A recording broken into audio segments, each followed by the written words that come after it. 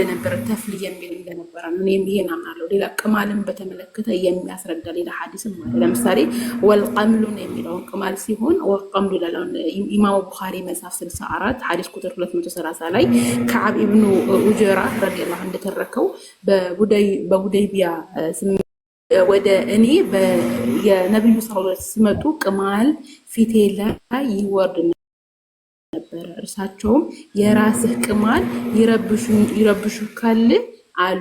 እኔም አዎ አልኩኝ። እርሳቸውም ተላጭ አሉኝ። አሁን እዚህ ጋር አረብኛ የገባው ወልቀምሉ የሚል ነውና እኔ ጥያቄ አይደለም የፈጠረብኝ እንድትወያዩበት ፈልጌ ነው።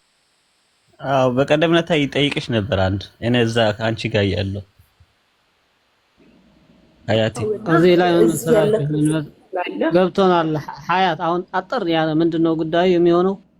አንድ ስለ ረሱል አለይሂ ሰላቱ ሰላም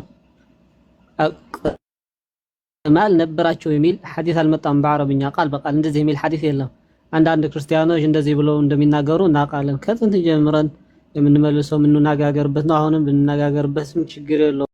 አንድ ሰው ለምሳሌ የድሮ ሰዎች እንስሳ ይጠብቁ ነበር ሲታገሉ በጦርነትም በረሃ እየተንቀሳቀሱ ምን እንደ ቅማል ሊኖራቸው ይችላል። የሰው ልጅ ቢኖራቸው ቅማል ነበረ ቢባል የሚገርም አይደለም። የሰው ልጅ ናቸውና እኛ አምላካችን አይደሉም ነቢያችን አለይሂ ሰላቱ ወሰላም።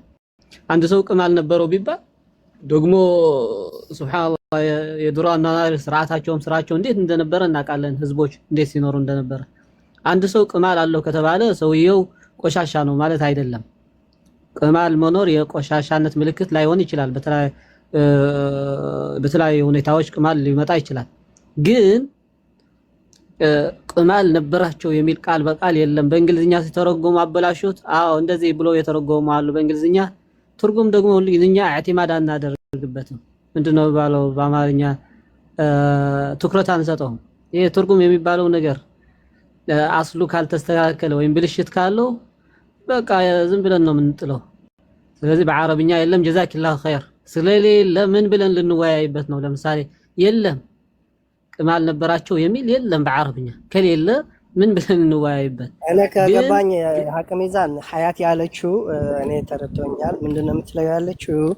ይሄም ቢሆንስ የነብዩ ያኒ መሰረታዊ የሆነ መልክያ ነው እንጂ ነብይ አያስደርገውም እንደዚህ ቢገኝበት እና በዙ ከነቢዮችን ያጋጠመ ነገር ደግሞ ጠቀሰች በመጽሐፍ ቅዱስ ውስጥ ማለት ነው።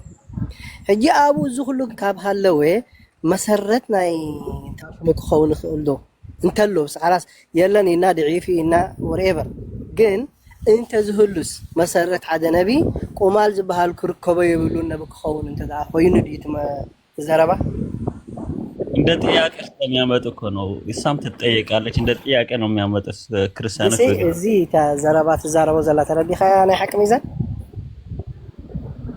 ወራስ حج ጽቡቅ ዘረባት ተዛሪብ ካብቲ ግዜ ዝነበሩ ወሲ ንሕና መጀመሪያ ነቢ አለይሂ ሰላቱ ወሰላም ከም አምላኽ ይኮንና ንሪዮ ነቢ ሰብዩ ኣብቲ ግዚኡ ብዝነበረ ግዜ ከመዮም ነባብሮም ሶምም ትፈልጡ ሕጂ ተረኺቡ እንተ ተባሂሉ ሲ تحزو زمصي حق يطفي دي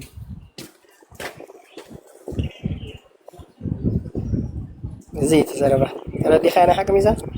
السلام عليكم ورحمة الله وبركاته. وعليكم السلام ورحمة الله. زيا حديث مش في انتهينا له مسلكم بحفشو مالتي لما ساطر ياكل عند نبي كمال قالو نبي አይሆንም የሚል እነሱ ጋር የለም። ክራይቴሪያ አይደለም። ቅማል አለው የለውም የሚለው ነብይነቱን የሚያረጋግጥ ነገር አይደለም አስለን። እና ክርስቲያኖች የሚናገሩት ከምን ተነስተው ነው የሚናገሩት? እሺ ከመጽሐፋቸው እንግዲህ እነሱ ያሳዩንና አንድ ነቢ ቅማል ካለው ነቢ መሆን አይችልም የሚለው ያሳዩንና በኋላ እንነጋገርበታለን። ካልሆነ ዝም ብለው ነው መጥተው የሚናገሩ ማለት ነው። ቅማል አለው ማለት የለም ማለት ምንድነው? ቅማል የላቸውም የድሮ ሰዎች የላቸውም። እንደማ አሁን ነው ሻምቦ ምናምን አሁን አለ፣ በአሁን ጊዜም አለ።